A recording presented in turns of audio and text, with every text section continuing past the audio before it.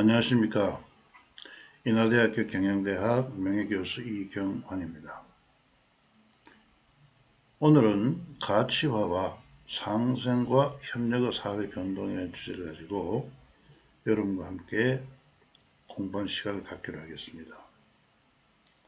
지난 시간에 우리는 파워의 오속성과 완전 기능하는 사회라는 것을 공부했습니다.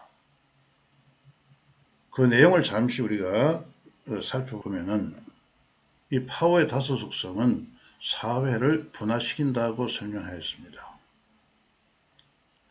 사회 분화라는 것은 사회의 수평적 또는 수직적 분화를 의미하는데, 사회 분화가 일어날수록 그 사회는 성장하고 발전하는 사회라는 것을 설명드렸습니다. 그것을 다시 정리해보면 사회 분화는 사회가 단순성이나 동질적 상태에서 복잡하거나 이질적 상태로 발전하는 그런 현상이며, 이러한 분화는 수평적과 수직적 사회로 분화로 구성된다고 설명드렸습니다. 이런 사회 분화는 바로 파워의 다섯 속성이 능률적이거나 동시다발적으로 작용하면 그와 같은 사회적 분화가 일어난다고 설명을 드렸습니다. 다시 한번 설명드리면, 수평적 사회 분화는 정치, 경제, 사회, 문화 영역 등의 기능별 또는 직능별로 사회 분화를 의미하며 그 특정 사회 분업 구조, 사회의 분업 구조를 형성하는 역할을 합니다. 이에 비해서 수직적 사회 분화는 사회의 기능 영역 간 또는 기능 영역 내에서 계층화 또는 위계적 분화다 하는 것을 말씀드립니다. 예를 들어 보게 되면은 조직에서 위계적 서열이나 권한 관계는 수직적 사회 분화입니다. 또는 사회 엘리트 집단과 대중의 지배 귀속 관계는 계층화를 의미합니다. 따라서 사회의 수평적 분화와 사회 수직적 분화가 이루어질수록 그 사회를 만들어내는 그 문명은 더욱더 성장한다고 설명하고 있습니다. 예를 들어 보게 되면은 토인비는 성장하는 문명은 분화의 극대화로 특징되며 해체되는 문명은 표준화의 정대에 의해서 특징된다고 설명하고 있습니다. 토인비가 말하는 분화의 극대화는 무엇이냐면은 수평적 및 수직적 사회 분화의 극대화를 의미하는 것입니다.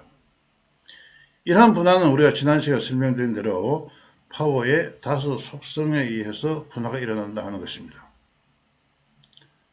이런 사회 분화가 진정될수록 그 사회는 바로 수평적 및 수직적 네트워크를 형성한다 하며, 분화가 유발될수록 그 사회는 성장하고 완전 기능하는 사회가 된다 하는 것입니다.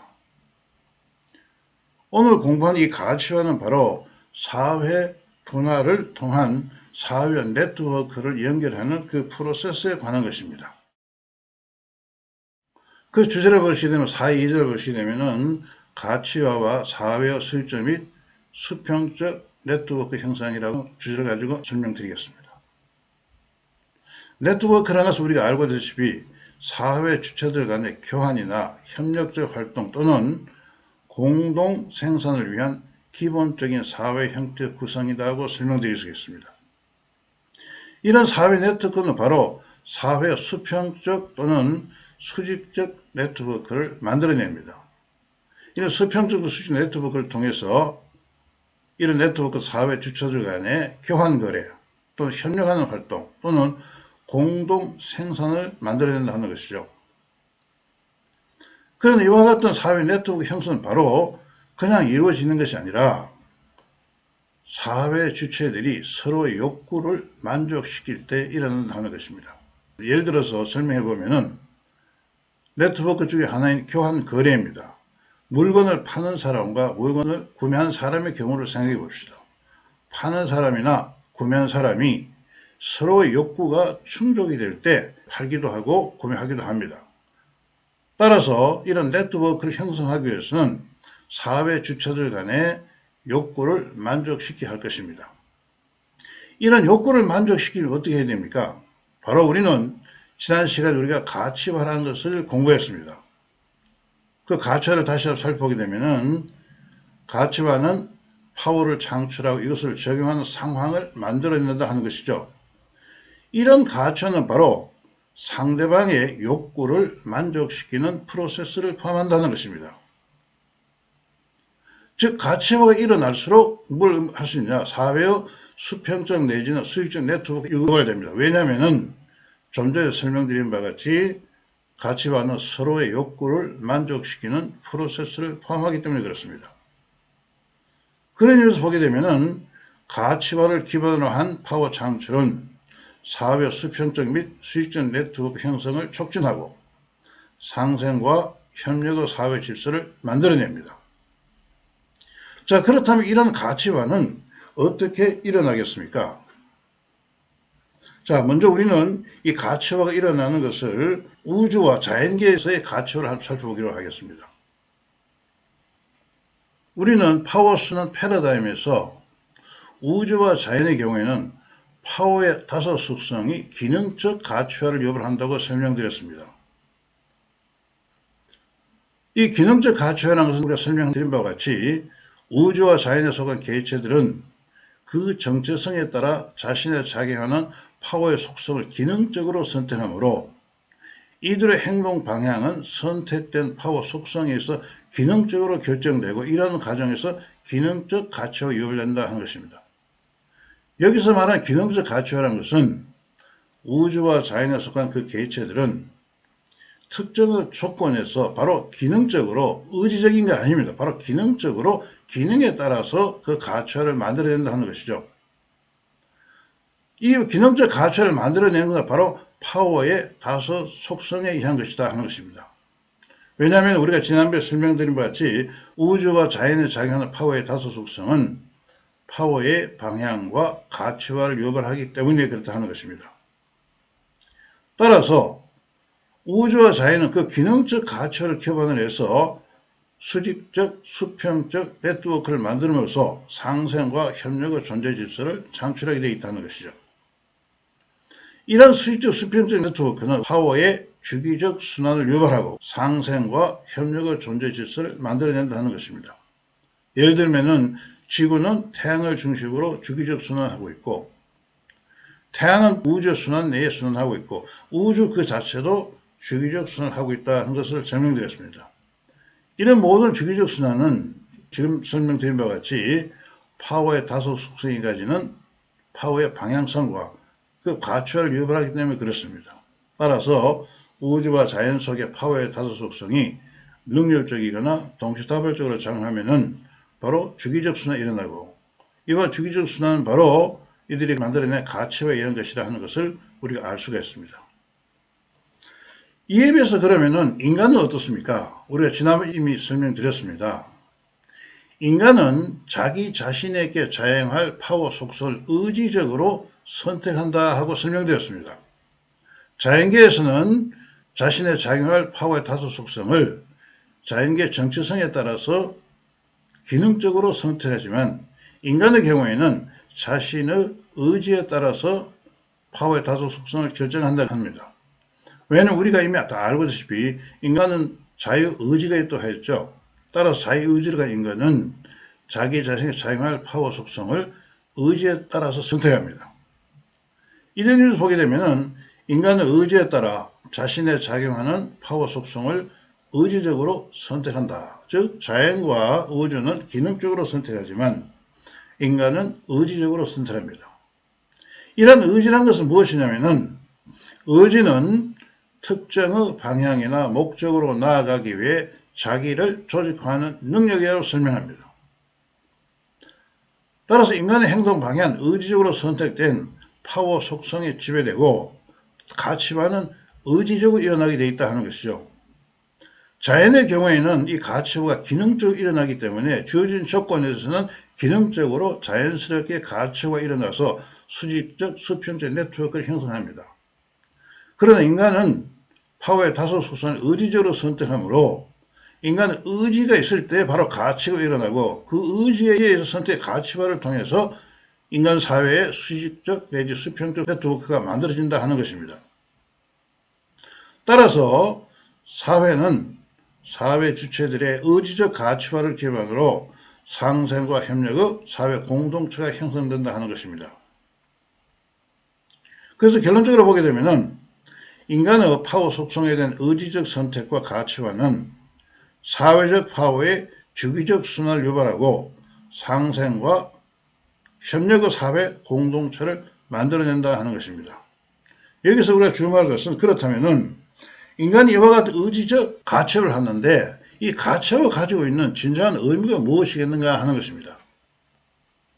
가치와는 단순히 조금 전에 설명드린 것 같이 파워들 간에 또는 사회 주체들 간의 네트워크, 즉 결합을 만들어낼 뿐만 아니라 그 가치와는 사회 5절에 보시게 되면은 가치와는 파워의 크기와 영향력을 만들어낸다 하는 것입니다.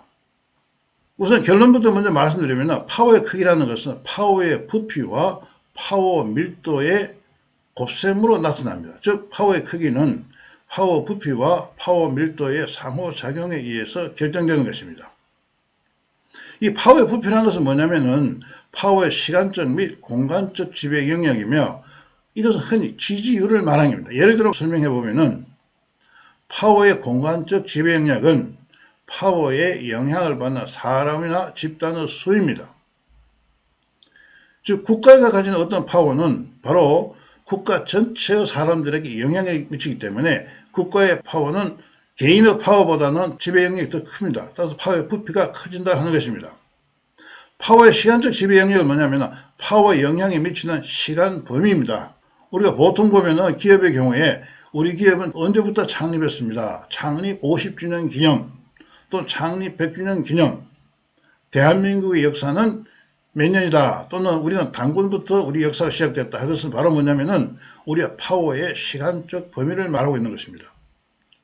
따라서 이런 파워의 부피는 바로 파워의 시간적 지배 영역과 파워의 공간적 지배 영역의 곱셈으로 나타납니다. 이걸 좀 더 쉽게 설명드리면은 파워가 지배하는 그 사람들이 많을수록 또는 그 파워가 형성된 시간이 길면 길수록 파워의 부피는 커진다 하는 것이죠. 그래서 많은 국가들이 자기 나라의 국가의 기원을 얘기합니다.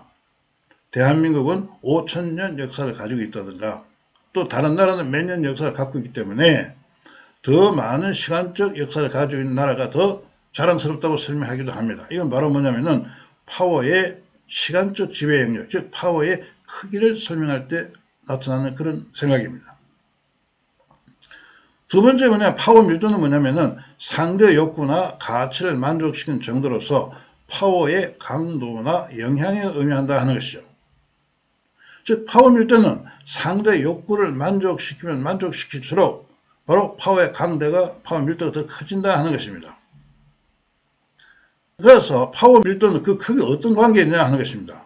보시다시피 파워의 크기는 그 부피보다 비중에 보다 의존한다 하는 것입니다. 예를 들어 설명해 보겠습니다. 한 정당에서 국회의원 수가 많은 경우 파워 부피는 클 수 있으나 영향력은 부피에 비례하지 않는다 하는 것입니다. 왜냐? 그 파워의 영향은 무엇입니까? 그 정당이 그 구성원들 또는 국민들의 욕구를 만족시키는 강도에 의존한다 하는 것이죠. 국회의원 수가 많다고 해서 국민들의 욕구를 만족시키는 그런 정당은 아닐 수도 있을 것입니다. 이런 의미에서 국회의원 수가 많지만 그게 파워 부피는 클 수가 있습니다. 그러나 그 영향력은 부피에 비례하지 않는다고 설명할 수 있습니다. 또한 특정 상품이 고객을 보다 만족시키고 이것을 선호하는 고객이 늘어날 경우 해당 상품은 패션이나 유행을 주도하여 시장을 지배하게 된다는 것이죠. 민주화가 진전된 사회의 경우에도 여론의 강도와 지지율이 국가 정책을 흔히 결정하기도 합니다. 자, 이런 의미에서 보게 되면은 바로 파워의 가치와는 바로 파워의 크기나 영향력을 만들어낸다 하는 것입니다.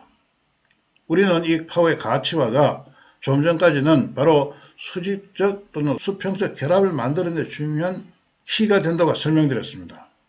또 다른 관점에서 보면 우리는 파워의 가치를 하면 할수록 내가 만든 파워의 부피가 커지고 또한 파워 밀도가 클 수가 있다 하는 것입니다. 그런 의미에서 우리는 이 가치화라는 것은 우리 삶 속에 굉장히 중요한 역할을 합니다. 기업의 경우에 자신이 생산한 제품이나 서비스의 가치가 일어나면 일어날수록 기업의 파워의 부피는 커지고 또 기업의 파워의 밀도는 점점 더 강해진다 하는 것입니다. 기업의 파워의 부피가 커진다 하는 말은 그 기업을 제품을 선호하는 고객이 점점 늘어난다. 그래서 시장의 성장률이 아주 좋다 하는 것입니다. 또 파워 밀도가 높다 하는 것은 뭡니까? 그 제품이나 서비스가 고객의 욕구를 보다 잘 만족시키고 있다 하는 것입니다.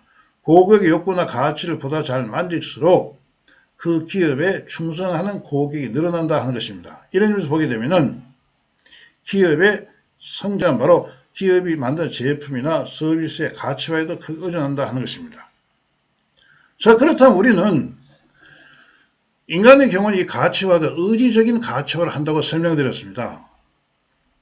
우주와 자연이나 존재 설명드렸지 그들은 기능적 가치를 하지만 인간은 의지적인 가치를 한다고 설명드렸습니다. 인간이 의지적 가치를 하기 위해 어떤 방법이 가장 적절하겠습니까? 이것은 우리가 파워순환과 파워순환 패러다임에서 이미 파워 프로세스를 여러분과 함께 공부를 했습니다.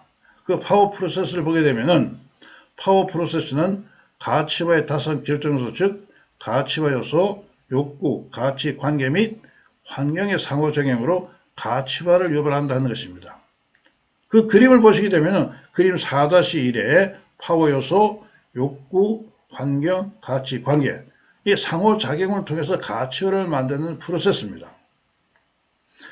이런 5가지 가치화 요소들이 가치에서 한 역할에 대해서 잠시 한번 살펴보게 되면은 욕구와 가치는 각각의 사회 주체 욕구와 가치를 수렴하고 이들을 포함하는 파워를 창출하므로 파워의 영향력 강화와 함께 상생과 협력을 유발한다고 합니다. 두 번째 관계 요소는 뭡니까? 관계는 다른 파워와 본질에 의해서 하나가 되는 프로세스를 유발하므로 파워 결합을 이끌어낸다는 것이죠. 환경은 파워의 부피에 관계합니다. 또한 가치화 요소는 가치화의 방향을 규정하고 파워 창출과 소멸의 원인을 제공합니다. 즉 파워 프로세스에서 파워의 가치와 5 결정 요소들은 가치화에 의해서 각각 고유한 역할을 합니다. 파워의 5 결정 요소가 모두가 만족되는 파워일수록 어떻습니까? 파워의 부피는 커지는 거죠. 즉 파워의 영향력이 커지고 파워의 크기가 점점 더 증가할 수 있다 하는 것입니다. 따라서 우리는 파워 프로세스를 기반으로 내 자신의 파워를 만들어낼 때 내 자신의 파워의 크기가 커진다 하는 것이죠. 파워의 부피를 크게 할 수도 있고 파워의 밀도를 강하게 할 수도 있다 하는 것입니다. 그래서 보게 되면은 파워 프로세스 학습은 가치화를 유발하고 보다 크고 영향력 있는 파워를 창출할 수 있다 하는 것입니다. 이것을 정리해 보면은 밀도가 크고 부피가 큰 파워는 그렇지 않은 파워를 지배합니다. 즉 파워 프로세스를 기반한 파워 창출은 다른 파워를 지배할 수가 있다 하는 것이죠. 우리가 지배하는 파워는 바로 더 많은 기회를 얻고 더 많은 것을 자기 목적을 달성할 수 있다 하는 것입니다. 그런 의미에서 보게 되면은 파워 프로세스 학습은 자신의 목적을 달성하고 상생과 협력의 사회를 형성한다 하는 것을 알 수가 있습니다. 이런 파워 프로세스를 학습할 경우 이것은 우리에게 가치화를 유발할 뿐만 아니라 우리 내면에 잠재적으로 있는 파워의 5 속성을 활성화시키는 역할도 합니다. 연구에 의하면 파워의 5 속성을 활성화하기 위해서는 우리가 지속적으로 성취 행동을 추구할 때 우리 안에 있는 파워의 5 속성이 활성화된다는 연구가 있습니다. 그 성취 행동은 뭐냐면은 행동의 합리성, 행동의 일관성, 행동의 긍정성, 행동의 자율성입니다. 우리가 합리적으로 행동하고 일관되고 그리고 긍정적이고 자율적이거나 자발적으로 행동하면 할수록 우리 안에 있는 파워 5 속성 활성화됩니다. 이런 성취 행동은 바로 이런 행동의 합리성, 일관성, 긍정, 자율성을 바로 학습하기도 합니다만 그러나 또한 연구에 따르면 파워 프로세스를 학습할 경우 우리 내면에는 바로 이런 성취 행동이 유발된다 하는 것입니다. 자, 예를 한번 들어보겠습니다. 4-8절을 보게 되면은 그림 4-1을 보시게 되면은 4-1은 우리나라 물류 및 운송업체에 근무하는 169명의 조직원의 파워 플러스 정도에 따라서 하나, 둘, 셋, 네 개의 군을 우리가 분류했습니다. 1군의 경우에는 파워 요소와 욕구, 가치, 환경, 관계가 모두 만족시키므로 파워 플러스가 활발하게 작용하는 그런 사람들입니다. 2군과 3군의 경우에는 가치와 다섯 요소가 모두가 마이너스 값으로 기록되고 있죠. 여기는 파워 프로세스가 거의 일어나고 있지 않습니다. 4군의 경우에는 파워 요소 욕구는 마이너스지만 가치와 환경, 관계는 플러스로 나타나고 있죠. 4군의 경우에는 어느 상당한 수준의 파워 플러스 일어나고 있습니다. 이런 4개의 군에 따라서 좀 전에 설명드리는 파워의 다섯 속성이 어떻게 작용하고 있는 것을 우리가 검증하여 보았습니다. 자, 여기 1군에 보면 67명 보시게 되면은 창조, 보존, 결합, 지배, 귀속 다섯 속성이 모두가 5개가 모두 파워 5속성이 잘 활성화되고 있습니다. 즉 파워 프로세스가 일상적으로 일어나고 있는 사람들에게는 바로 파워의 다섯 속성이 잘 활성화되고 있다 하는 것입니다. 그러나 2군과 3군의 경우를 보시게 되면은 2군과 3군이 보면 파워의 다섯 속성이 마이너스로 나타나고 있죠. 또 4군의 경우를 보시게 되면은 파워의 다섯 속성이 활성화되고 있습니다. 이러한 예를 보게 되면은 우리가 파워 프로세스를 기반으로 우리 일을 도모할 때는 우리 속에는 파워의 다섯 속성이 잘 활성화된다 하는 것입니다. 자, 파워의 다섯 속성이 활성화되면 우리가 지난 시간에 설명드린 것 같이 우리는 완전 기능한 사람으로 나아갈 수 있다 하는 것이죠.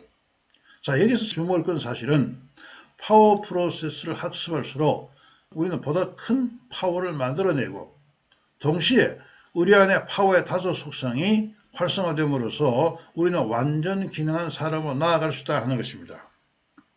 이런 의미에서 보게 되면은 우리가 연구하면 가치화와 파워의 다섯 속성은 독립적이면서 상호 의존적이기 때문입니다. 그렇지만 가치화는 파워의 크기에 관계하고 파워의 다섯 속성은 파워의 방향, 그 특성에 관계합니다. 따라서 우리가 파워 프로세스를 학습하면 할수록 우리는 보다 더 큰 파워를 만들어낼 수 있을 뿐만 아니라 우리 안에 작용하는 파워의 다섯 속성을 활성화시켜서 우리는 완전 기능한 사람으로 나아갈 수 있다 하는 것입니다.